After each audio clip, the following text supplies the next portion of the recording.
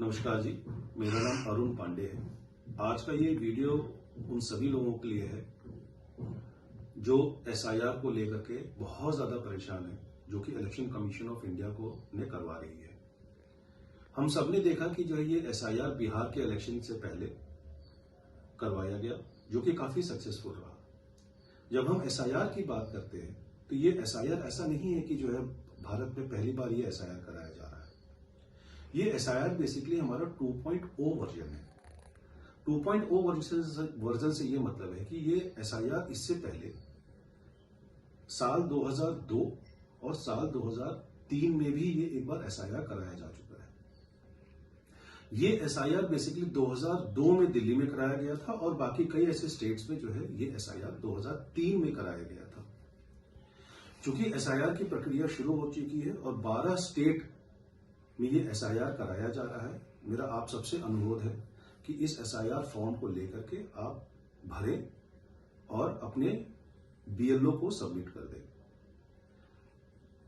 इस वीडियो में बेसिकली आपको ये बताना चाहता हूं कि एसआईआर के फॉर्म हमें भरने कैसे हैं, क्योंकि एसआईआर के फॉर्म को भरने को लेकर के काफी लोगों के बीच में जब मेरी बात हुई तो मुझे ये मालूम पड़ा कि एसआईआर फॉर्म भरने को लेकर के काफी लोगों के बीच में काफी कंफ्यूजन है। इस कंफ्यूजन को दूर करने के लिए ही आज का ये बेसिकली मैंने वीडियो बनाया है। तो हम देखते हैं कि जो है आम जनता में किस किस टाइप की जो है कंफ्यूजन हो रही है, जिसके कारण उनको फॉर्म भरने में दिक्कत हो रही है और उनको ये भी नहीं समझ में आ रहा है कि इस फॉर्म को कैसे भरा जाए। मैं आपको ये बताना चाहूंगा, जब फॉर्म भरने की बारी आ रही है तो फॉर्म हम जो है बेसिकली दो टाइप से इस फॉर्म को भर सकते हैं।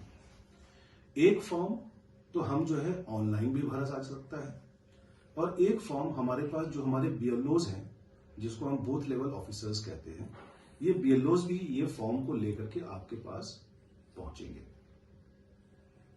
और इसी फॉर्म को लेकर के वो वापस आपसे ले लेंगे। तो ऑनलाइन फॉर्म भरने की प्रक्रिया अगर आपको देखनी है तो आप मेरे नेक्स्ट वीडियो में देख सकते हैं। यहां पे मैं सिर्फ आपको इंफॉर्मेशन दूंगा कि आपको ऑफलाइन फॉर्म कैसे भर के अपने बीएलओज को देना है।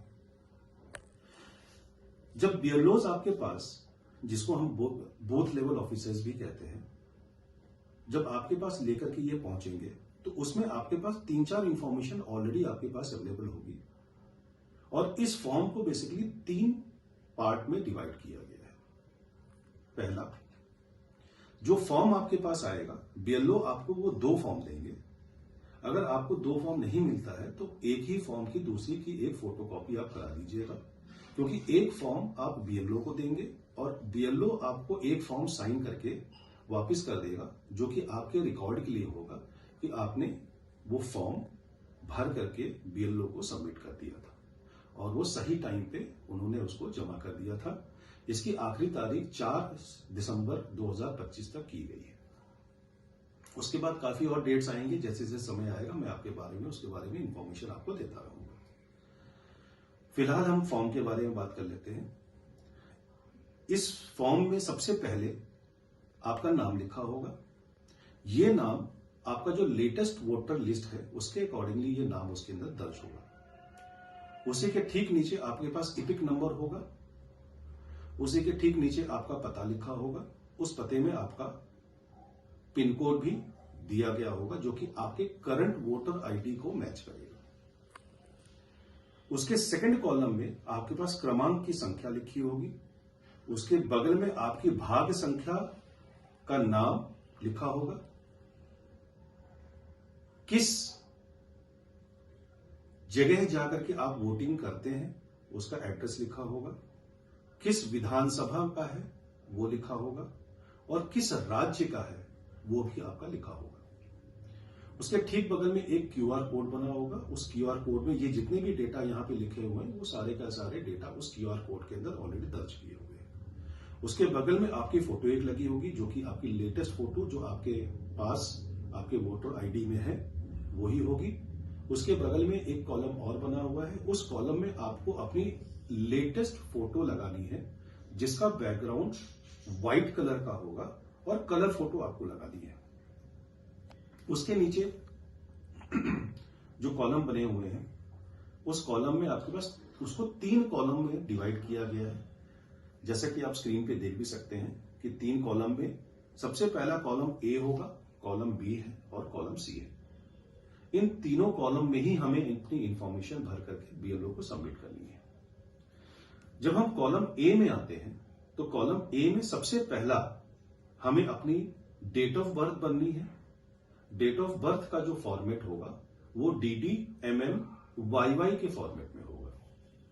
उसके ठीक नीचे आपको अपना आधार कार्ड की संख्या लगानी है कि आपका आधार कार्ड नंबर क्या है। तो अगर आपके पास आधार कार्ड है तो आप अपने आधार कार्ड वहां पे दे दीजिए, और अगर आपके पास आधार कार्ड नहीं है तो आप उस आधार कार्ड के कॉलम को छोड़ सकते हैं।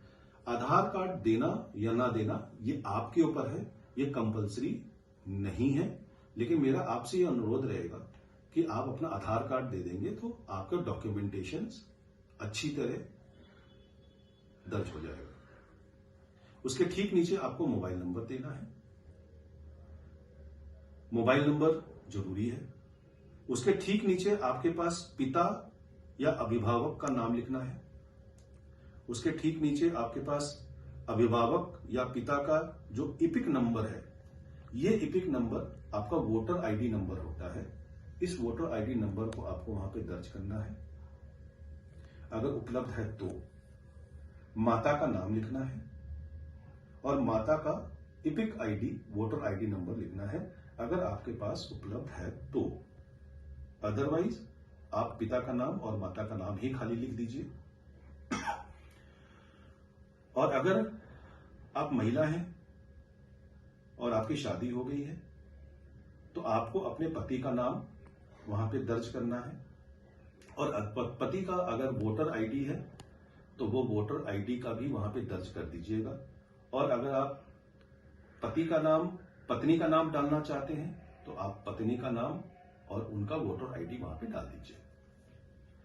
अब इसमें कॉलम बी और कॉलम सी जो हमारा यहां पे कहता है वो ये कहता है कि पिछले SIR की मतदाता सूची में मतदाता का विवरण।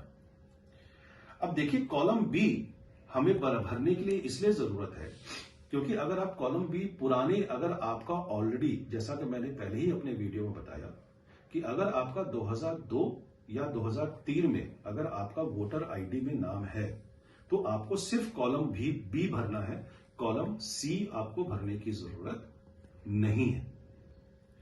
अब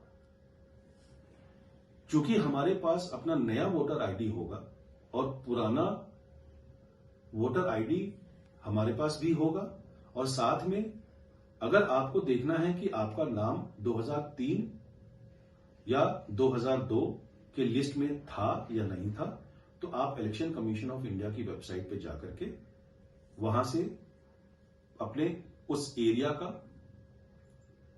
वोटर लिस्ट डाउनलोड कर सकते हैं और वहां से वो सारी इंफॉर्मेशन आपके पास मिल जाएगी जो आपको अपने कॉलम बी में भरना है।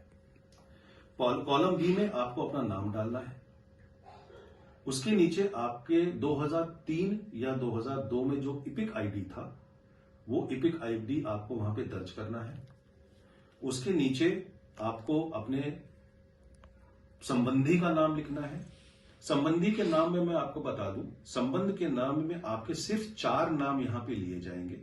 पहला आपके पिता का नाम, दूसरा आपके माता का नाम, तीसरा अगर माता पिता में से किसी का भी नाम अवेलेबल नहीं है तो आप अपने दादा का नाम या आप अपनी दादी का नाम, ग्रैंडफादर या ग्रैंडमदर का नाम वहां पे डाल सकते हैं। उसके अलावा आपको नीचे ये बताना होगा कि आपका उनके साथ क्या संबंध था, उनका आपके साथ क्या संबंध था। उसके नीचे आपको जिला डालना है कि किस जिला में है। उसके नीचे आपको राज्य का नाम लिखना है और उसके नीचे जो कॉलम आएगा वहां पे लिखा होगा विधानसभा निर्वाचन क्षेत्र का नाम। तो विधानसभा निर्वाचन क्षेत्र का नाम आपको वो डालना होगा जो आपके पहले से ही 2002 या 2003 के SIR में रहा है। उसी के नीचे आपके पास विधानसभा निर्वाचन क्षेत्र की संख्या डालनी होगी, भाग संख्या डालनी होगी और क्रमांक संख्या डालनी होगी।